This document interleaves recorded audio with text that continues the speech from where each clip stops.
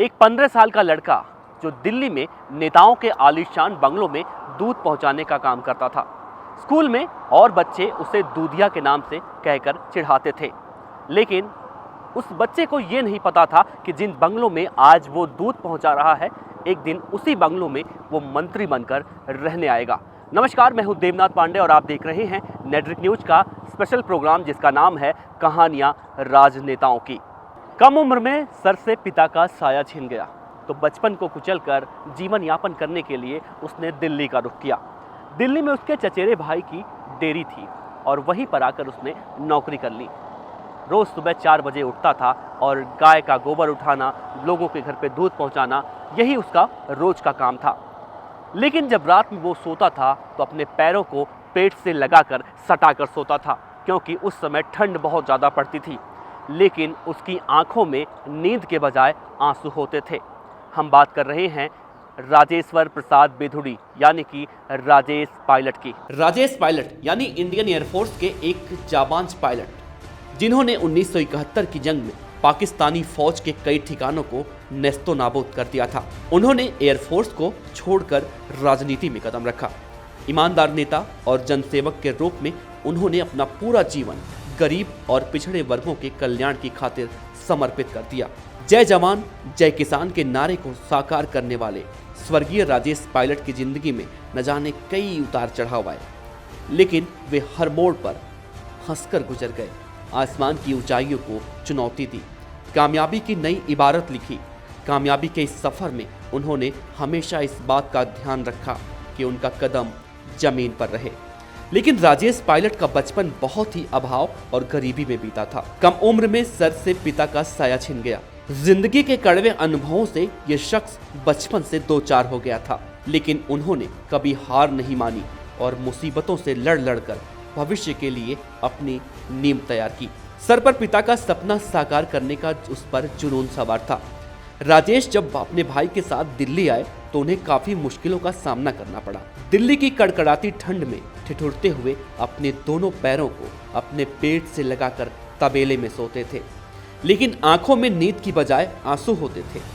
गर्मी का मौसम हो या ठंड का, वो हर रोज सुबह 4 बजे उठते थे और डेयरी के मवेशियों को चारा खिलाते, उनका गोबर साफ करते, दूध दुहते और फिर दिल्ली के वीआईपी इलाकों की कोठियों में दूध भी पहुंचाने जाया करते थे। लेकिन इतनी परेशानियों के बाद भी उन्होंने इस भीड़ में से अपनी एक अलग पहचान बनाई। राजेश पायलट ने अपने जीवन में एक बात सीखी थी जिसे ताउम्र निभाया भी, और वो था खुद पर विश्वास।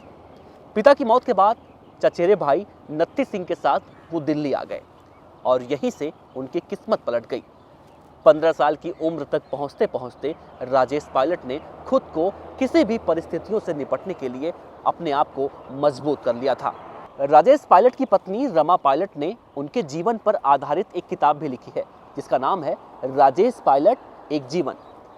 उनकी पत्नी रमा पायलट ने राजेश पायलट के जिंदगी को उस किताब में बहुत ही सरल ढंग से उतारा है, जिससे कई छुए अनछुए पहलुओं से अवगत कराया जा सकता है। राजेश पायलट की पत्नी रमा पायलट ने अपनी किताब में लिखा है कि साल 1974 में उनका राजेश पायलट के साथ विवाह हुआ, लेकिन वैदपुरा गांव पहुंचकर उन्हें रोना आ गया। उन्होंने लिखा, कहां दिल्ली की रहने वाली लड़की और कहां गांव। जैसे जैसे उनके बारे में और ज्यादा जाना, सारे सवालों के जवाब खुद ब खुद मिल गए। उस हंसी खुशी और मस्तमौला तबीयत के पीछे थी उनकी जिंदा दिली। जीवन के प्रति उनका नजरिया बेहद सकारात्मक था। परिस्थितियां कैसी भी हों, कितनी भी विषम क्यों ना हो, उनका रास्ता नहीं रोक पाती थी। सामने बड़ी समस्याओं को देखकर लोग अपना दिल छोटा कर लेते हैं, लेकिन राजेश्वर प्रसाद के पास हर समस्या का एक ही समाधान था, हर परेशानी का अचूक हल था, नो प्रॉब्लम। इन 2 शब्दों में उनके व्यक्तित्व की मजबूती झलकती थी। स्कूल में राजेश्वर को दूधिया कहकर चिढ़ाया जाता था। जिस दिन उनकी भाभी नाराज होती थी तो उन्हें खाने के बजाय गालियां देती थी। तब उनके दोस्त उन्हें खाना खिलाया करते थे।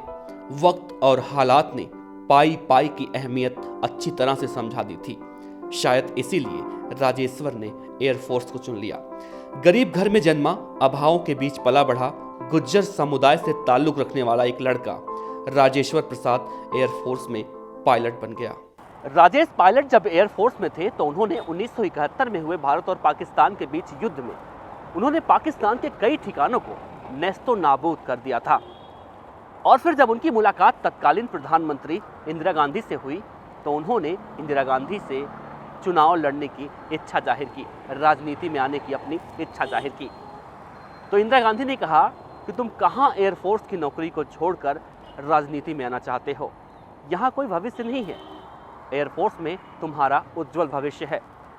तब राजेश पायलट ने कहा कि मैडम, मैं चौधरी चरण सिंह के खिलाफ चुनाव लड़ना चाहता हूँ। राजेश पायलट का जवाब सुनकर इंदिरा गांधी ने कहा, तुम बागपत से चुनाव लड़ना चाहते हो? तुम्हें पता है बागपत में चुनाव के दौरान लाठियां चलती हैं। तब राजेश पायलट ने श्रीमती इंदिरा गांधी के बातों का जवाब देते हुए कहा कि मैडम, मैंने तो दुश्मनों पर बम गिराया है, तो लाठियों का क्या मुकाबला। एयरफोर्स की नौकरी छूट गई। चुनाव के लिए कांग्रेस पार्टी से टिकट मिलने की आस भी धुंधली पड़ती जा रही थी। टिकट मिलने की उम्मीद अब खत्म हो चुकी थी। तभी अचानक एक दिन किसी का फोन आया। फोन राजेश पायलट की पत्नी रमा पायलट ने उठाया। उधर से आवाज आई, हेलो, राजेश्वर जी हैं? मगर पत्नी ने मना कर दिया। उधर से पूछा गया कि उनकी पत्नी हैं, लेकिन रमा ने इस बार भी मना कर दिया। उधर से फिर आवाज आई कि आप उनसे बोल दीजिए कि संजय गांधी ने बुलाया है। राजेश पायलट वैसे तो उत्तर प्रदेश के गाजियाबाद के एक छोटे से गांव वैदपुरा के रहने वाले थे, लेकिन उन्होंने जब पहली बार चुनाव लड़ा तो राजस्थान के भरतपुर जिले से चुनाव लड़ा और जीतकर वो संसद पहुंचे। इसके बाद उन्होंने कभी पीछे मुड़कर नहीं देखा, जिसके बाद उन्होंने 5 बार राजस्थान के दौसा जिले से सांसद का चुनाव जीता था। उनकी पत्नी रमा पायलट ने अपने किताब में लिखा है कि जब 1974 में उनकी शादी राजेश पायलट से हुई थी और वो पहली बार अपने गांव वैदपुरा आई थी तो उन्हें रोना आ गया था।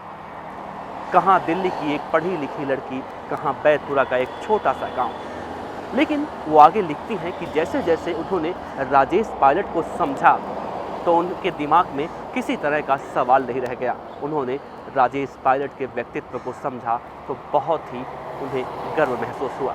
संजय गांधी के फोन ने राजेश पायलट की किस्मत बदल दी। पहला गुज्जर पायलट राजनीति में भरतपुर के अनजाने मैदान में लड़ा और सबको चौंका भी दिया। उससे भी हैरानी की बात यह थी कि चुनाव प्रचार के दौरान राजेश पायलट के पास इतने पैसे नहीं थे कि वो जगह जगह जाकर अपनी बात कर पाते। तब के पार्टी कोषाध्यक्ष सीताराम केसरी ने भी कार्यालय के बार बार चक्कर लगाने पर कुछ रकम प्राप्त हुई, और वो भी स्टाम्प पेपर पर दस्तखत करवाने के बाद। लेकिन राजेश पायलट को उनके समर्थकों ने पूरा सहयोग दिया। उनका चुनाव खर्च चलता रहा। 1980 में वे चुनाव जीत गए और सांसद बने। उन्होंने वादे के मुताबिक भरतपुर के लड़कों को रोजगार दिलवाया और वहां विकास के काम किए। वे राजेश पायलट ही हैं जिनकी बदौलत एयरफोर्स में पायलटों को उड़ान भत्ता मिलना शुरू हुआ। साथ ही उनके द्वारा किए गए सामाजिक और राजनीतिक योगदान की चर्चा की गई है। राजेश पायलट को दूसरा चुनाव दौसा जिले से लड़ने के लिए कहा गया तो उनकी पत्नी काफी हैरान थी, मगर वो वहां भी भरोसे के साथ लड़े और विजयी हुए। 1984 में कांग्रेस को जबरदस्त बहुमत मिला। पार्टी ने कुल 414 सीटों में से 400 सीटें हासिल कर इतिहास रचा था। राजेश पायलट को देश की राजनीति में अभी बहुत कुछ करना था, लेकिन 55 साल की उम्र में एक कार दुर्घटना में उनकी अचानक मौत हो गई। उनकी पत्नी रमा पायलट ने अपनी किताब में लिखा है कि मुझे आज भी ऐसा नहीं लगता है कि वो हमारे बीच नहीं है। मुझे ऐसा हमेशा लगता है कि वो हमारे आसपास खड़े हैं और कह रहे हैं कि ये मत करो, वो मत करो। कहानी आपको कैसी लगी? आप अपना कमेंट के जरिए सुझाव देना हमें बिल्कुल भी ना भूलें। और हाँ, आप ये वीडियो अगर फेसबुक पर देख रहे हैं तो हमारे पेज को लाइक करें, और यूट्यूब पर देख रहे हैं तो हमारे चैनल नेट्रिक न्यूज़ को सब्सक्राइब जरूर करें। शुक्रिया।